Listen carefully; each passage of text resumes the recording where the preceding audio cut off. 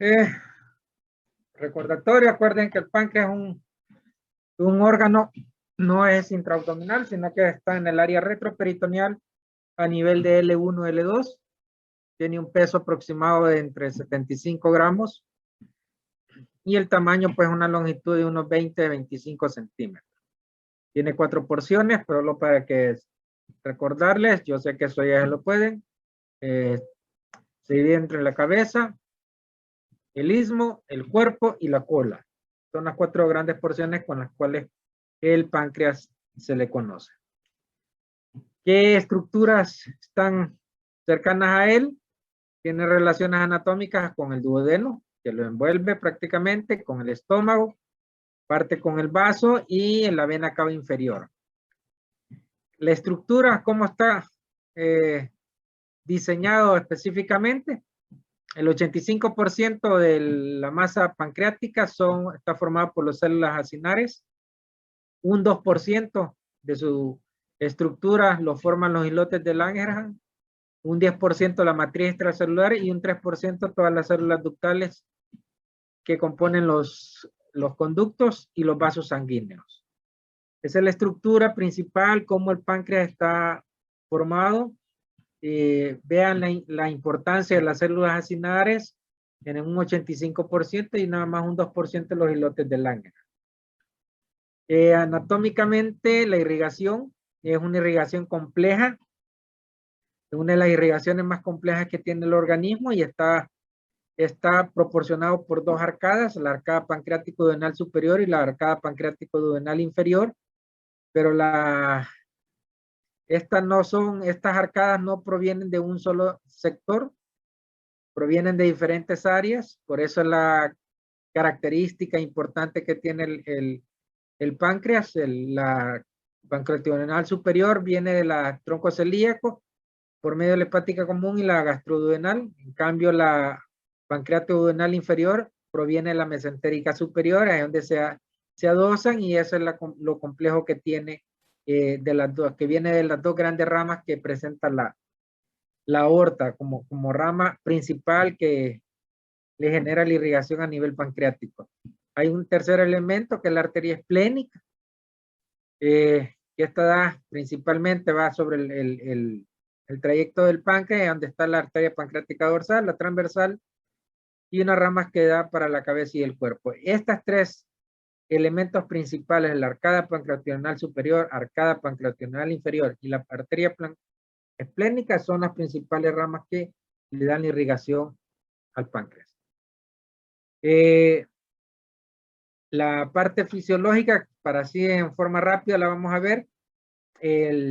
Acuerden que el 85% está formado por las células acinares, y esas células acinares lo que hace es la función del páncreas exócrino. Recuerda que hay dos funciones: páncreas exócrino, páncreas endocrino. El exócrino, el que está orientado a la formación del jugo pancreático, y este es proporcionado a través del conducto principal o de Wilson y junto con los conductos accesorios que llegan a alojarse a nivel del contenido intestinal, que es lo que nos sirve para procesar los alimentos. Entonces, eso es importante porque el jugo pancreático su característica es enzimático, lleva todas las enzimas para la digestión y además es rico en bicarbonato, que les permite estabilizar la acidez que proviene del jugo del estómago por medio del jugo gástrico. Y aquí vemos la parte de la función endocrina, que solo es un 2% de las células de los islotes de Langerhans, que son las que forman las hormonas precisamente. ¿Qué hormonas? Las células beta forman la insulina, la alfa el glucagón y la delta la somatostatina. Entonces, refiriéndonos a la función exócrina, que es a través del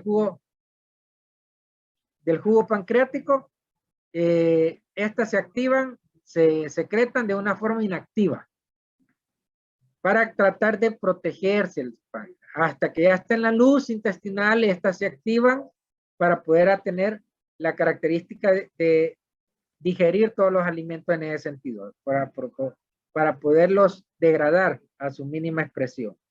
Y esa es una de las características que tiene, que la secreción es de forma inactiva.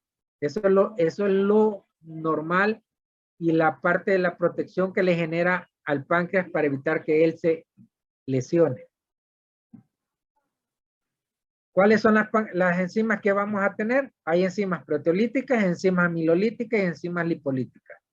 Cada una de ellas tiene su función, una en la degradación de las proteínas, en otra en la degradación de los carbohidratos y la otra en la degradación de las grasas, para que se genere completamente la función exócrina, la cual es poder degradar los alimentos para posteriormente su absorción.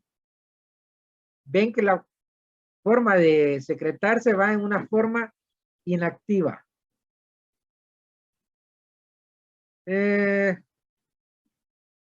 Aquí un poquito en la fase de secreción del jugo gástrico, aquí la importancia en la fase intestinal, en la cual que a través de la acidificación que se genera a nivel cuando ya sale del estómago, llega al duodeno.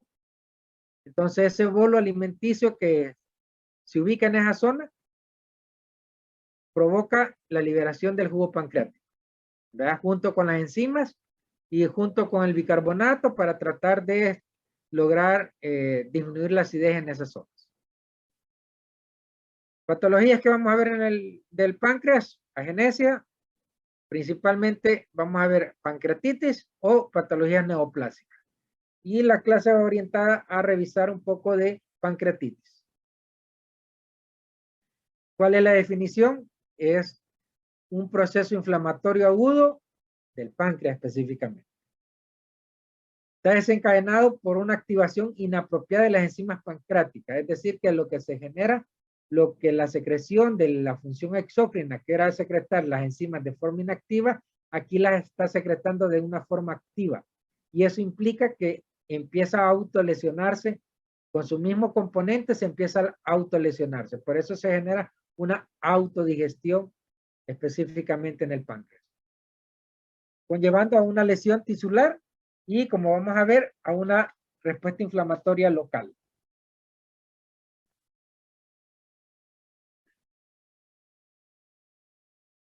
Y eso va a conllevar a una serie de trastornos a nivel sistémico, porque hace lesiones en diferentes áreas, como lo vamos a ver.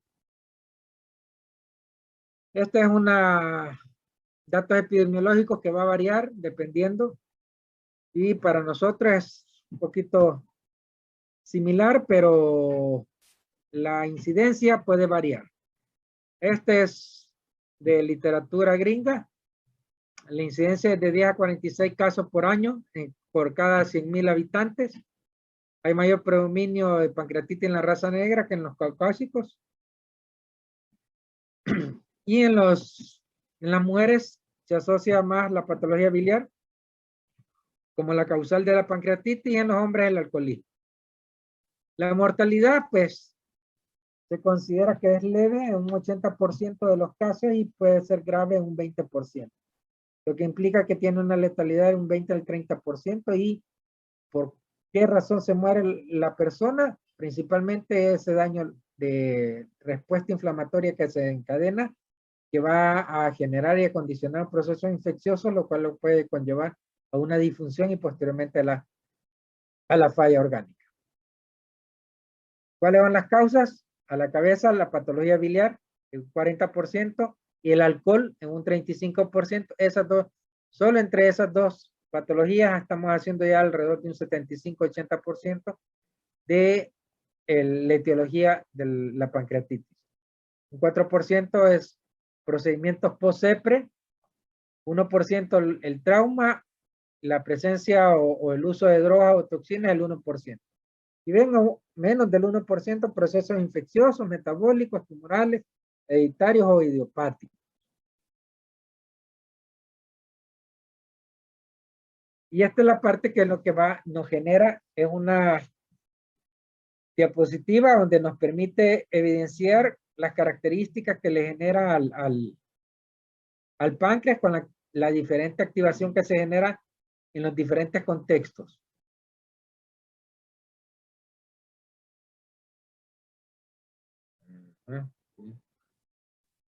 ¿Qué implica? Que la activación a nivel de los acinos y genera la autodigestión. Es decir, porque las enzimas empiezan a ser secretadas de una forma activa. O sea, ya no en una forma de decimógeno, sino que en una forma activa y eso empieza a degradarse. ¿Qué implica en ese sentido? Al activarse la tripsina, como vemos en esta parte de acá, eso hace una activación de las bradiquininas que me genera una vasodilatación y una fragilidad vascular a nivel sistémico.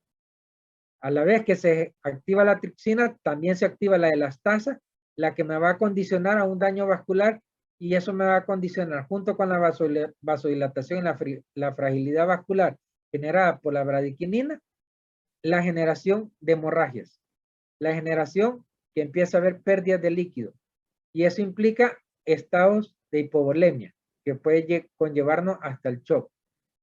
Genera un factor depresor del miocardio, lo que conlleva una disminución del gasto cardíaco y eso acentúa mucho más la parte de la hipovolemia, porque ya tenemos pérdida de volumen circulante y ya tenemos una alteración en la falla de la bomba. Ya propiamente dicha, vamos a tener como sintomatología la presencia de vómitos, diarrea, que es la pérdida de los líquidos y electrolitos que vamos a tener. Esto todavía conlleva más en el sentido de ser más el efecto de la pérdida de los líquidos a acentuar la hipovolemia y el estado de shock. Y la fosfolipasa cuando se activa, ¿a dónde va a llegar a actuar? A nivel pulmonar, generando a nivel del alvéolo, generando un edema pulmonar y lo que conlleva disnea. Y ahí estamos viendo que vamos a tener problemas de disnea, vamos a tener problemas de shock que nos van a conllevar a fallas cardíacas, fallas renales y falla hepática. Y condiciona a procesos infecciosos para que posteriormente el paciente pues fallezca. Esta diapositiva nos permite tener una visualización de todo el entorno de la gravedad que puede ser la pancreatitis en sí. A pesar de que es la incidencia, pero la pancreatitis es una patología que uno le debe tener el respeto necesario. No sabemos en qué momento se puede convertir de una leve a una grave.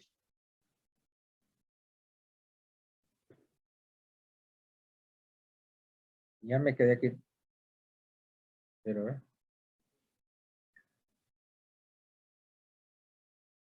y este volado me queda.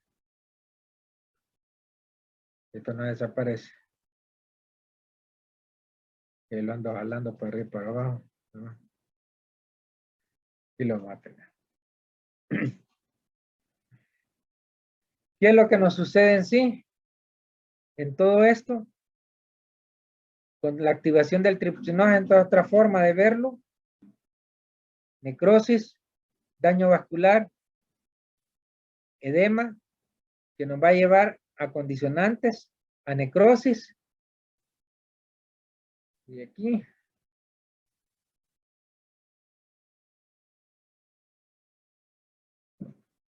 inflamación y edema. Todo esto conllevado a una lesión pancreática, a una activación del sistema de respuesta inflamatoria, a una activación de todas de las citoquinas mediadoras, ya sea de tipo proinflamatorio o antiinflamatorio. Eso nos va a conllevar a una activación del sistema de complemento, eso nos va a llevar a una activación de todo el sistema de la coagulación, de las lesiones, y eso es lo que nos va llevando a que el paciente empiece a tener problemas multiorgánicos. Diferentes órganos se ven afectados y ellos empiezan a funcionar en una forma inadecuada, entonces ya se transforma en una disfunción. Y esa disfunción, si es reversible, se mantiene como disfunción. Pero esa disfunción, cuando el componente alterado ya ha pasado del punto de no retorno, es decir, que se vuelve un daño irreversible, en ese caso estamos ya hablando de fallas orgánicas. Esas son las dos grandes diferencias que se generan entre una falla y una disfunción. La disfunción, recuerden que puede ser reversible el daño.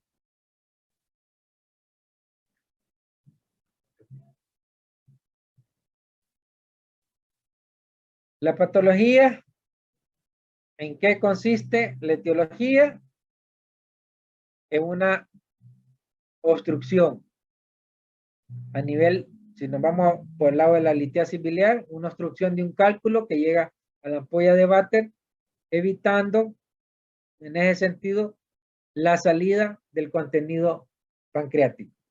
Y eso le permite, esa éstasis va a permitir una activación y empieza a generar la destrucción. El aumento de la presión intraductal por la obstrucción que se genera reflujo biliar hacia los conductos pancreáticos, lo que termina es esa bilis activando la parte de la secreción de las enzimas pancreáticas. Y lo que empieza a generar, por parte refleja, inflamación, el edema en las características a nivel pancreático. Y las sales biliares tienen la característica que van a llegar a las paredes de los ductos y los van a lesionar y empieza a generar toda una serie de condiciones que le permiten ir poco a poco autodestruyéndose el páncreas. El alcohol, ¿qué es lo que hace? Por estímulo, el alcohol lo que termina haciendo es un espasmo a nivel del esfínter de Oddi. Ese espasmo que no es controlado genera una obstrucción a nivel del conducto y eso implica, al tener obstruido el conducto biliar, entonces se da una activación de las enzimas intracinares y activación de las vías proinflamatorias. Cada uno de ellos conllevando a una actividad de una enzima que es la principal que se genera para la muerte celular cuando es programada. Y en eso acelera esa programación, esa planificación de la célula porque la distrae cambiándole de manera normal su funcionamiento y eso le genera la formación de la apoptosis de forma temprana.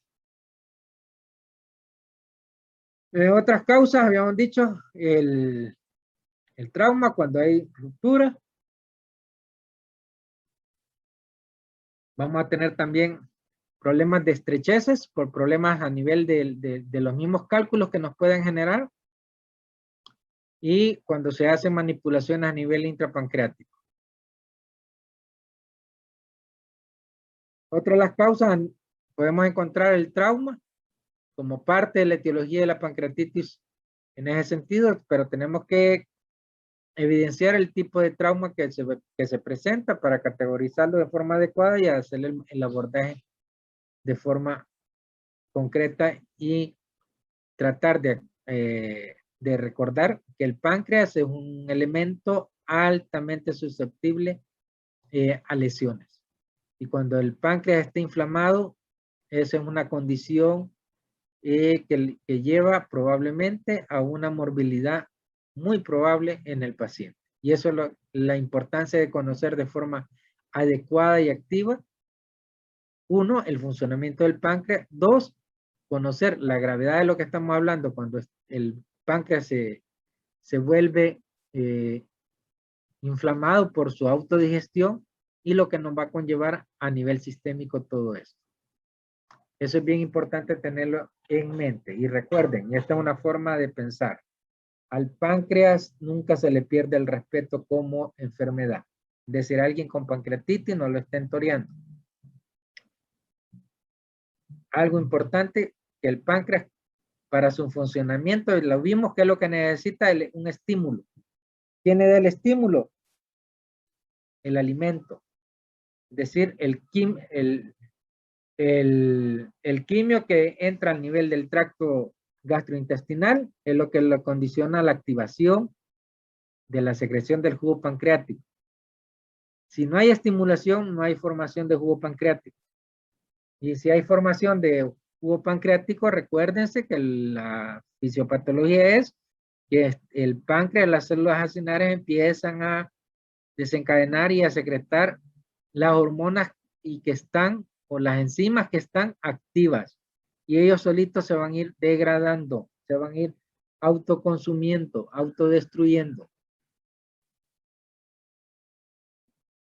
Hay una serie de clasificaciones sobre pancreatitis aguda. Ustedes pueden ver, este es un tema apasionante, así como es el tema de líquidos electrolitos, así como es el tema de metabolismo quirúrgico, que tiene muchas implicaciones. Una serie de expertos se reunieron desde hace un montón de años tratando de llegar a acuerdos comunes para manejos comunes y lograr con ello mejoras en el tratamiento, mejoras en los estudios que se realizan para tratar de mantener las mismas necesidades que se deben evidenciar para tratar de lograr y hacer comparaciones interhospitalarias de los datos como normalmente se manejan. Entonces, esto implica la alta esfuerzo que hizo la comunidad científica para ponerse de acuerdo. Y es por eso las diferentes series de clasificaciones, porque el objetivo es lograr tener un mismo pensamiento. Perdón, fueron las 2 de la tarde. Entonces, por eso es que desde 1963 ustedes se reunieron todos los expertos en pancreatitis ahí en Marsella y determinaron una clasificación y así ha venido caminando. En el 63 se creó, en el 83 se hizo una reclasificación, en el 84 nuevamente otra reclasificación, siempre en ese sentido. En el 88 se habló de otra clasificación, en el 92 otra clasificación, en el 2007 otra clasificación ya a nivel de los asiáticos. En el 2012, el 2010, la clasificación de Petrov y la del 2012, que es la última, la clasificación de Atlanta. Esto, ven que la de Atlanta igual tiene desde el 92 al 2012, ha tenido avances y diferentes instituciones pueden ocupar la clasificación que más les parezca en ese sentido. Entonces, normalmente eso es lo que va a hacer la diferencia a nivel conceptual referente a los datos que se requieren para el diagnóstico y los elementos que vamos a requerir para estar monitoreando a ese paciente con ese diagnóstico.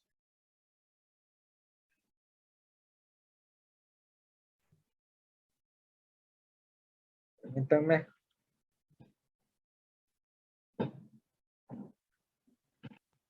En el 63 se hablaba de una pancreatitis aguda, una pancreatitis crónica, aguda recurrente y crónica recurrente. ¿Qué implicaba eso? En la pancreatitis aguda significa que hay una inflamación del páncreas, pero estructuralmente no hay un daño. ¿Qué significa una pancreatitis crónica? Es decir, aquí ya empieza a haber un daño a la glándula específicamente.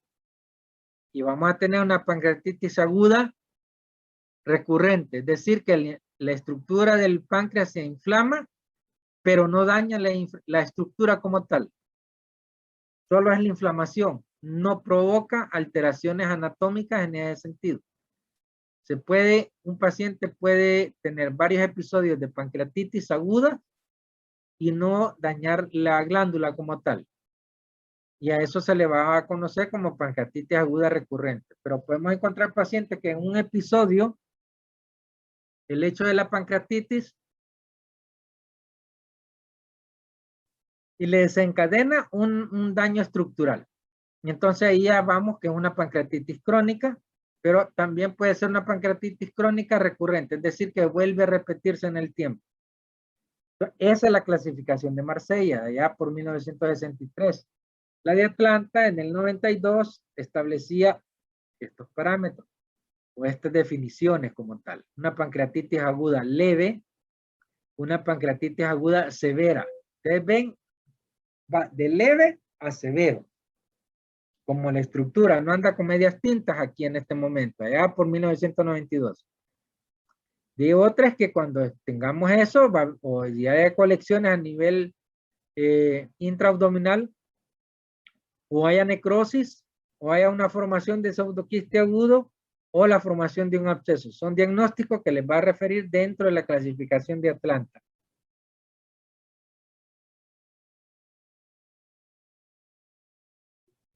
Igual la pancreatitis aguda leve es una pancreatitis con ausencia de falla orgánica y de complicaciones locales o sistémicas. Y la severa es la presencia de falla orgánica transitoria o de complicaciones locales o sistémicas en ausencia de una falla orgánica persistente mayor de 48 horas. Es decir, si ya tenemos un paciente con una disfunción que lo conlleva a una falla y se persiste por más de 48 horas, ahí estamos hablando de una pancreatitis aguda moderadamente severa. Y la tercera concepto es la pancreatitis aguda severa. Es una persistencia de fallo orgánico. Es decir, aquí hay un monitoreo, se le pasa un score donde nos determina esas características para determinar que sí tenemos el problema, pero está controlado en ese sentido.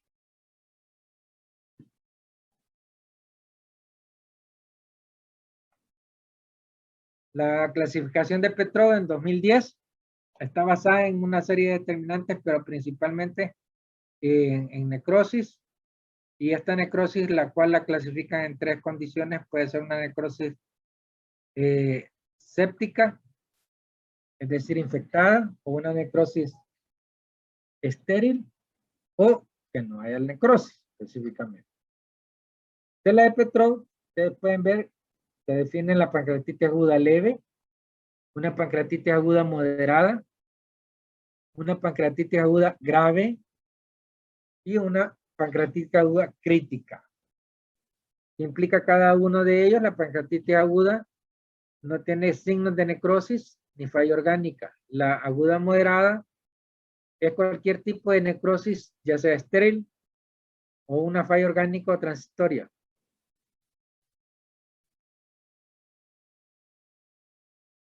Sí, no.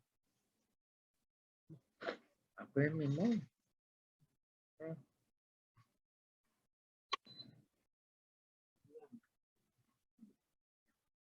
Entonces aquí tenemos la pancreatitis aguda leve, aguda moderada, aguda grave y aguda crítica.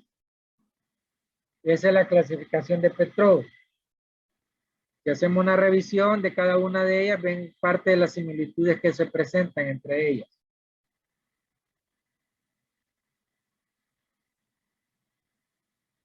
Esto no.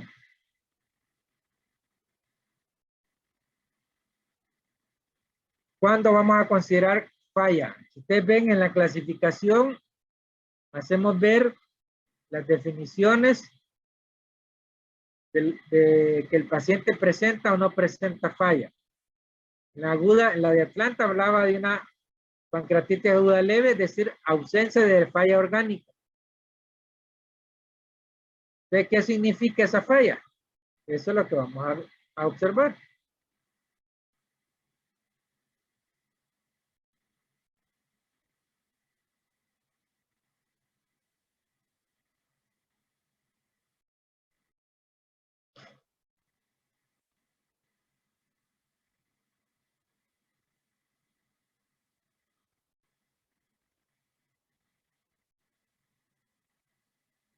¿Qué dice el concepto de pancreatitis como tal?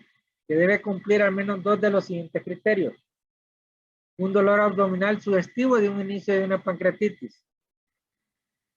Cuando los valores de lipasa o amilasa establecen aquí más de 3 veces el valor normal. O que presente hallazgos característicos de la tomografía o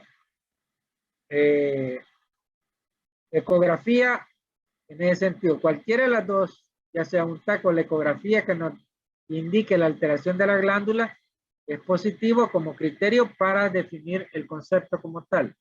Recuerden, son al menos dos de los siguientes criterios.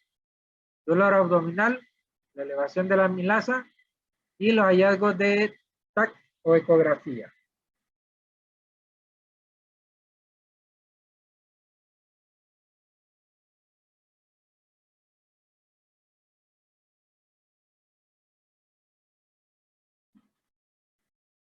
¿Qué determina la parte de la clasificación? Es la presencia o no de una necrosis, y esa necrosis, si se identifica, es de categorizarla como está Entonces ahí es donde viene y nosotros determinamos que el paciente es asintomático, que el paciente viene con un compromiso vascular, ¿o qué sucede? ¿Cuándo es una falla?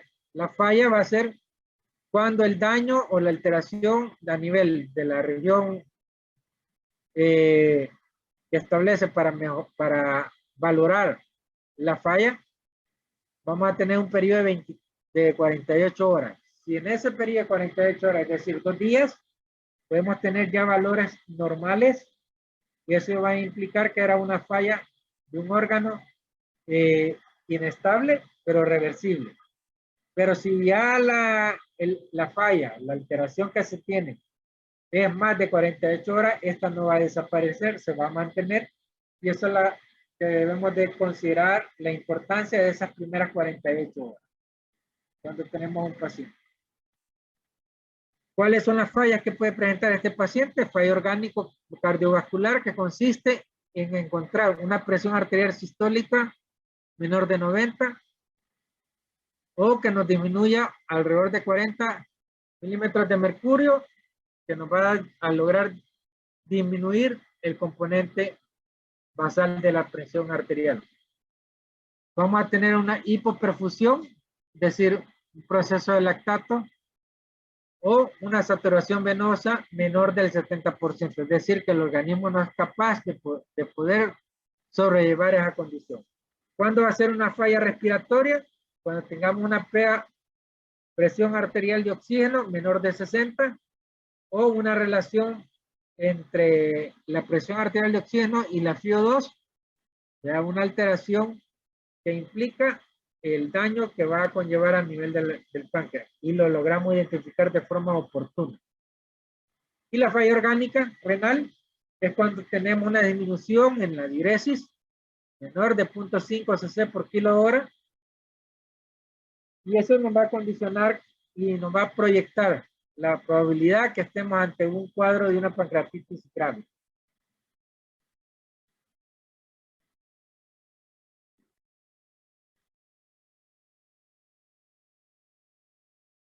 Existe a nivel de TAC una clasificación que también nos ayuda a determinar los hallazgos radiológicos en esta patología. Y la clasificación o la escala de Baltasar, que a través de TAC, nos describe una serie de parámetros que van desde la A hasta la E2. Como la A como un páncreas normal, la B un páncreas aumentado nada más de volumen, que puede ser focalizado o no. El proceso inflamatorio que genera propiamente por la activación de las enzimas. La formación de colecciones, ya sea a nivel pancreático e extrapancreático. Formaciones de colecciones pancreáticas, flemón extrapancreático, es decir, es un tejido inflamatorio que no se distingue.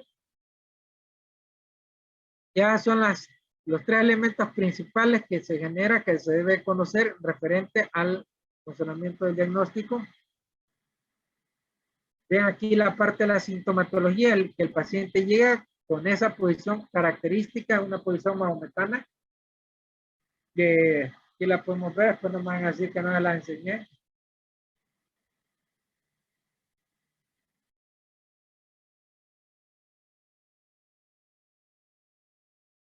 Entonces ese dolor abdominal le tenemos que abordarlo y rehistoriarlo. Vamos a tener esa instauración de la basura, el epigastrio, que le quiere dejar ir a través del dolor que se irradia a ambos flancos en forma de cinturón. El paciente trata de mantener un alivio al mantenerse apoyado de los hombros hacia la región anterior, una forma de lograr que disminuya el dolor. Y aquí lo importante es la autodigestión que se genera por todas esas condiciones que ello implica.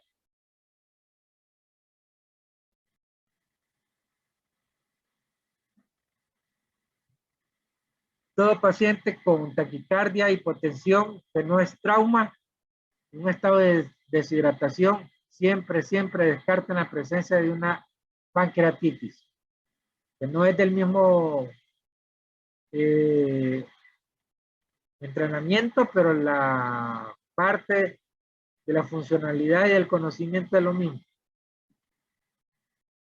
Ahí se genera una tendencia al shock, eso es lo importante en la pancreatitis, que no es una simple inflamación y ahí se queda, sino que esta genera, camina a autodestruirse. Ya es la parte donde a nosotros nos tenemos que tener claridad del tipo de sintomatología que presenta el paciente para poder identificar y determinar el diagnóstico clínico de forma acertada. Aquí hay una serie de casos que pueden ver: el signo de Cullen, el signo de Gray-Turner, que se da el signo de Cullen a nivel periumbilical y el de Gray-Turner a nivel en los flancos, lo que nos genera es una hemorragia a nivel del espacio celular subcutáneo.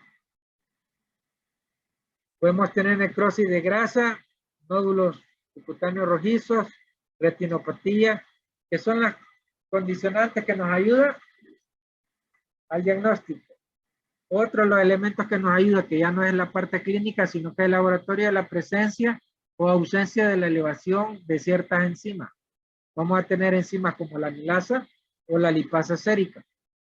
Y estas se incrementan significativamente, las tres.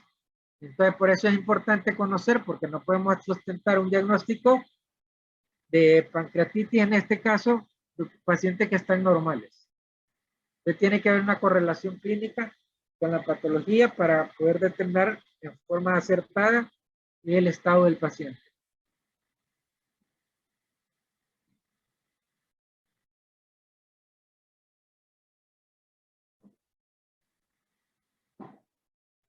Son los tres parámetros: dolor abdominal, desde el punto de vista clínico, desde el punto de vista laboratorio, la elevación de las amilasas y la lipasa, que deben estar aumentadas más de 3 veces su valor normal, y el radiológico como último, es decir, tener cuestiones de imagen para poder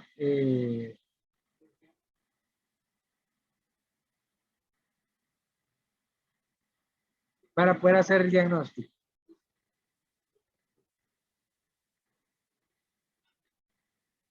Las enzimas que vamos a encontrar, la lipasa y la amilasa. Vean la característica de la amilasa, que se genera la elevación en las primeras horas y se mantiene hasta un máximo de 12 horas.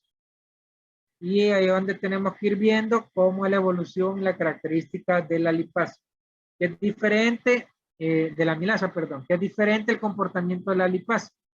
Este se puede mantener de 7 hasta 14 días elevado y los cuadros de pancreatitis han cedido.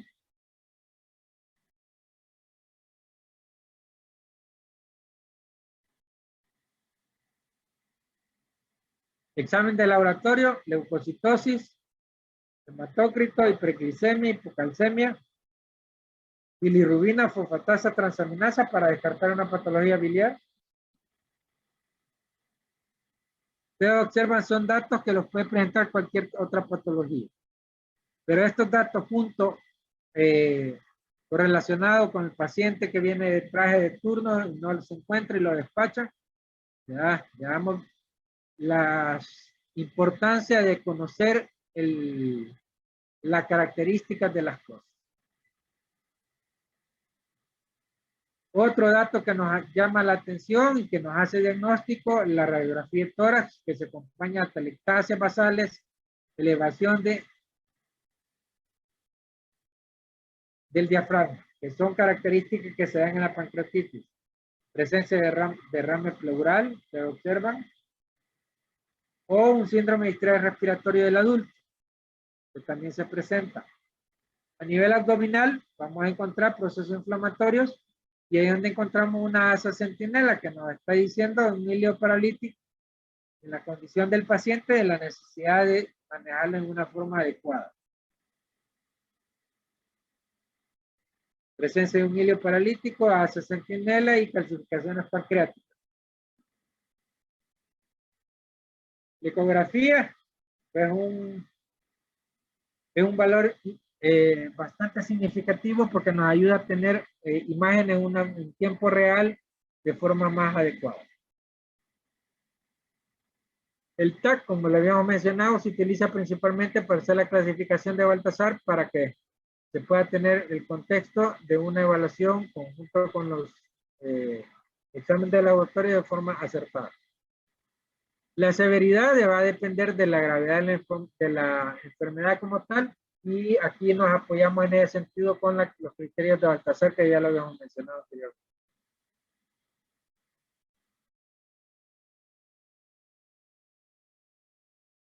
¿Qué vamos a buscar en un TAC de un paciente con pancreatitis? Si hay signos de pancreatitis severa, si hay mejora clínica, duda diagnóstica o un proceso inflamatorio. En este caso, vamos a observar, vamos a eliminar ahí la parte de la sospecha de infección o duda diagnóstica. Lo principal es ver las características o los signos que se presentan a nivel abdominal para una evaluación acertada. ¿Qué vamos a buscar? Presencia de necrosis, colecciones líquidas o diagnóstico alternativo de acuerdo al estudio que estemos haciendo de la clínica. Las consideraciones del TAC, bueno, esto no. Los criterios de Baltasar se establece con su puntaje, su definición, su puntaje, y eso es lo importante, cómo este puntaje va a ir avanzando en ese sentido. El score se mide junto con el TAC. Aquí tenemos el grado de TAC y aquí está la condición del paciente con la complicación. Entonces eso nos permite determinar y ser más agresivos en la toma de la conducta y no solo decir paciente ya le tomamos exámenes y nada más tiene la amilasa elevada o la lipasa para poder ir condicionando como un diagnóstico.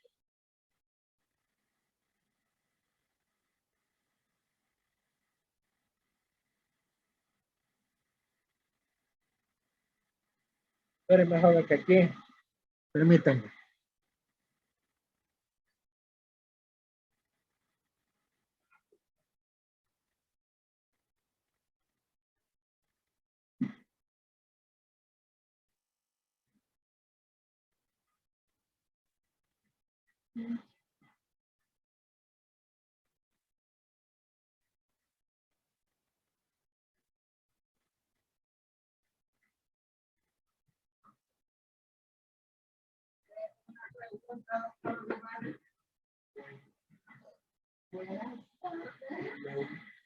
La otra dato es ¿Ha venido a trabajar, doctor?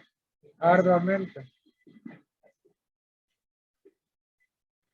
De ahí tenemos otro de los estudios, la resonancia magnética o la ecoendoscopía. Que normalmente no los de difícil acceso en nuestros medios para poder sustentarnos con el diagnóstico. Otro es diagnóstico, tanto nos sirve para diagnóstico como terapéutico, el uso del CEP, ¿verdad? Porque nos permite evaluar la vía biliar y el sistema ductal a nivel del páncreas, ¿verdad? Nos identifica las obstrucciones ya a nivel de la ampolla de Vater para poder determinar el estado, como la condición de esa área, ¿verdad? Para poder que nos da como desde el punto de vista diagnóstico y nos da desde el punto de vista terapéutico sobre la importancia que tiene el CEPRE en esa situación. Esto no. Signos de alarma de la pancreatitis, obesidad, extremos de la vida, defensa abdominal, derrame pleural, alteración de la conciencia, significa que hay mayor gravedad de parte del paciente. Pruebas de laboratorio de PCR, es decir, proteína C reactiva mayor de 150, o hematócrito mayor de 44%, o el indicador que es la procalcitonina con mayor de 0.5 miligramos por ml. Radiológico, el hecho del derrame pleural o líquido libre a nivel peritoneal son elementos o signos clínicos de alarma para el paciente. Y las escalas, podemos decir, escalas pronósticas, en este caso tenemos el Apache mayor de 8 puntos, en la gravedad, Ransom o de Glasgow mayor de 3 puntos, estamos hablando de una pancreatitis grave.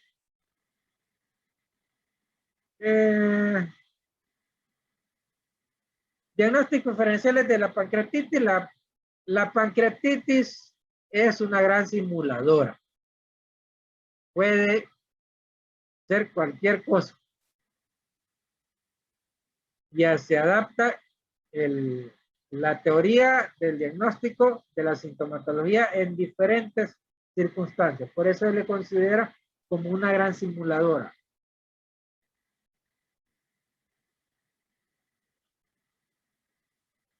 Entonces vamos a ver y vamos a tener que un paciente, cuando hacemos el diagnóstico, debemos de ver, iniciar el manejo terapéutico y valorar el pronóstico que va a tener. Para ello se requieren parámetros clínicos y de laboratorio, que junto con el TAC vamos a tener una adecuada evaluación de las condiciones del paciente.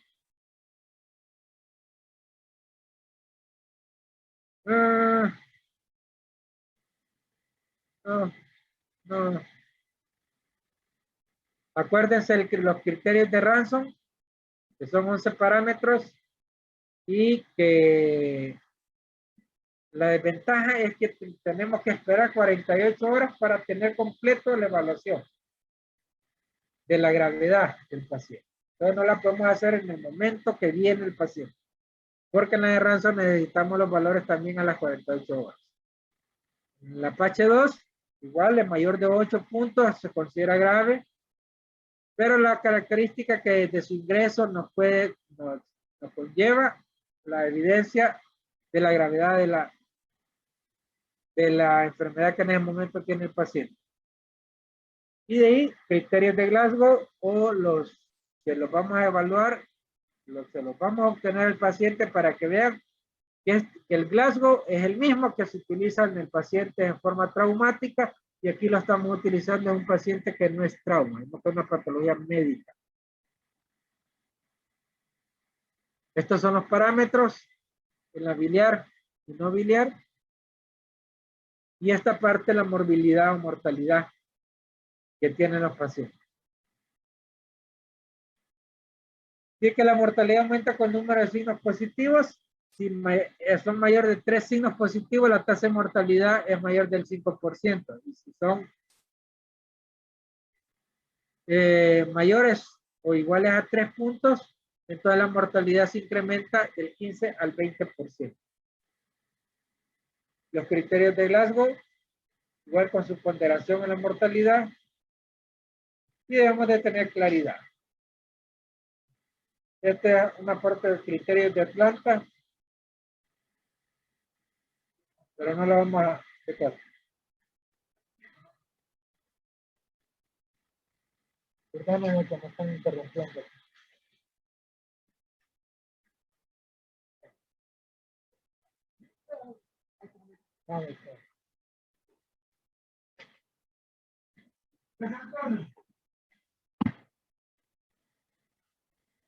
Complicaciones locales, presente de pseudoquistes, colecciones líquidas pancreáticas, la necrosis como tal, o la formación de abscesos, o el flemón pancreático.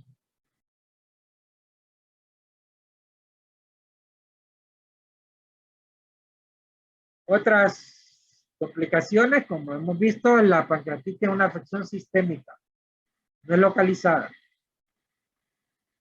Vamos a tener úlceras por estrés, fístulas, trombosis, perforaciones, síndrome de estrés respiratorio en el adulto, coagulación intravascular diseminada, un choque hipovolémico, una disfunción o un fallo. No hay un tratamiento específico, sino que de forma sintomática se aborda estos pacientes. El 85-90% se termina curando y solamente un 3 a un 5%,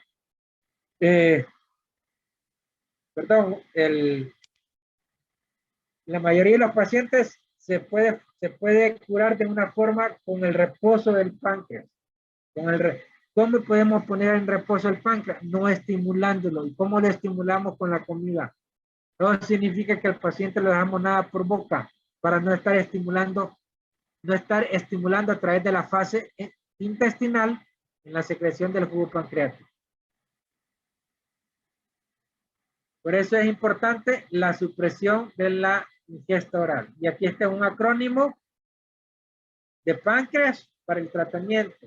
Tenemos de valorar la P de perfusión, es decir, de líquidos por la pérdida que genera, la A de analgesia, la N de nutrición, la C de valoración clínica, la R de evaluación radiológica, la E de CEPRE, la A de antibiótico y la S de cirugía. Es un acrónimo para poder facilitar el tratamiento de la pancreatitis. Debemos de reponer los líquidos de una forma adecuada hasta lograr mantener una diuresis de 0.5 a 1 ml por kilo hora. Analgesia, nunca dar morfina, porque la morfina lo que hace es genera un espasmo del esfínter de Oddi y lo que va a conllevar a mayor alteración en el funcionamiento a nivel pancreático.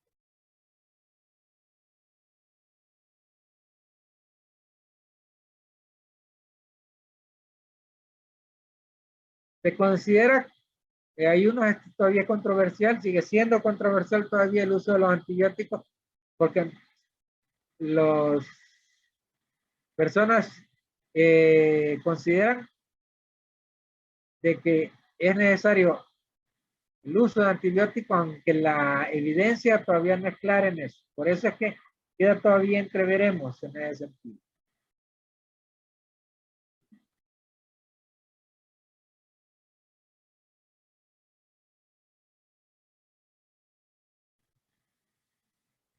¿Cuándo vamos a operar a un paciente con pancreatitis aguda?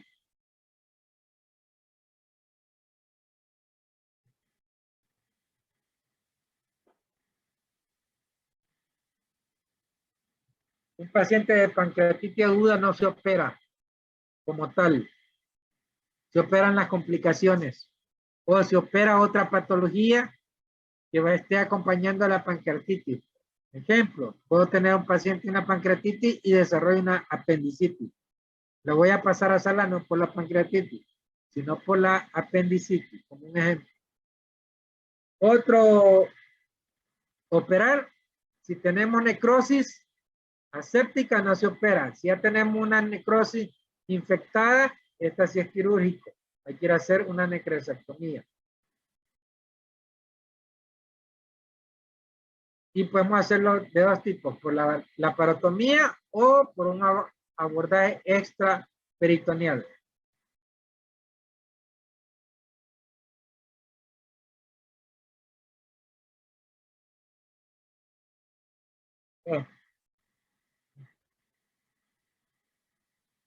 Un paciente lo vamos a operar siempre y cuando la necrosis se infecte específicamente. Y eso va más o menos ronda de 2 a 3 semanas desde el inicio del cuadro.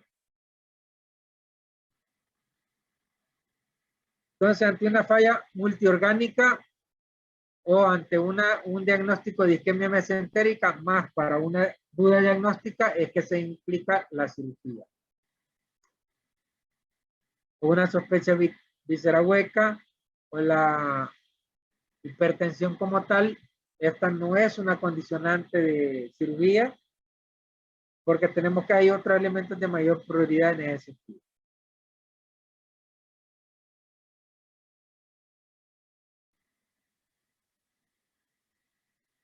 Al buen entendedor, pocas palabras.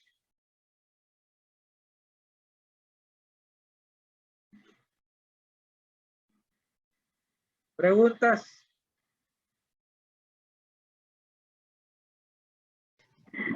Yo tengo dos preguntas, doctor. Primero, vi en una parte que en la parte de etiología que aparecía parotiditis y me queda la duda cómo una parotiditis se puede asociar a una pancreatitis aguda. Por vía linfática y hematógeno. El virus puede llegar y condicionar a esas condicionante. No es lo frecuente, pero ves que es menos del 1% que se genera. En eso son casos totalmente excepcionales. Primero hay que investigar las patologías principales. Por eso es que no tienen mucho eco, pero que se ha observado en forma así no tan frecuente ese hallazgo. O sea, allí cuando un paciente con parotiditis descartan que no tengan ninguna otra y se queda como una patología de exclusión y por eso sustentan en ese sentido. Ya que lo han visto a nivel internacional esa correlación parotiditis pancreatitis en su momento. Pero bien, Matógeno. ¿Otra pregunta? Ok, gracias. Y la segunda es que vi en la presentación en dos zonas diferentes, una en la que evaluaba lo de los criterios de la amilasa y la lipasa, en una decía 3 veces el valor normal y en la otra decía doble del valor normal. Entonces, para motivos de evaluación, ¿con cuál nos quedamos? Tres. Gracias.